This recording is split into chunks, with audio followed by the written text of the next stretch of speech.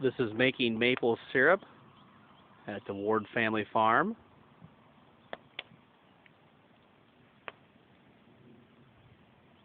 It is early April. We had 105 gallons of sap to burn off.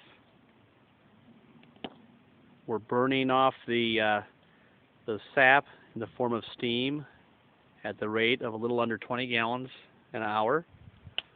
And it should yield us about 3 gallons of sap, of syrup.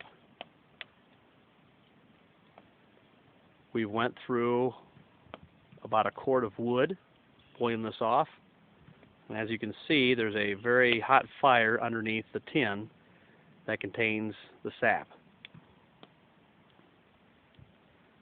We put the sap into storage containers of 45 gallons each and pour those into the boiler as it boils off. We start out with about half the sap into the pan and boil that off for about 2 hours before we add the rest of the sap to the pan.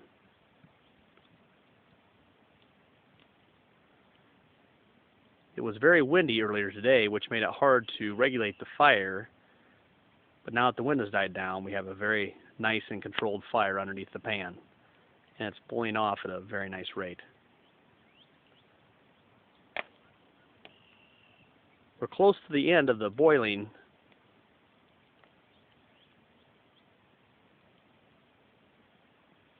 After this segment is done, we'll be down to about 5 gallons of watered down syrup, which we'll pour out of the pan into containers that we'll take into the house and finish making the syrup on the stove. Once the syrup looks like it's about done, we'll use a spoon that we dip into the syrup and we'll look to see if it passes the drip test, of which when the syrup drips off the spoon, similar to the way honey may drip off a spoon, we know that the syrup is finished and complete. From there, we'll put it into a filter it out, and then bottle it with airtight bottles. I'm sure tomorrow morning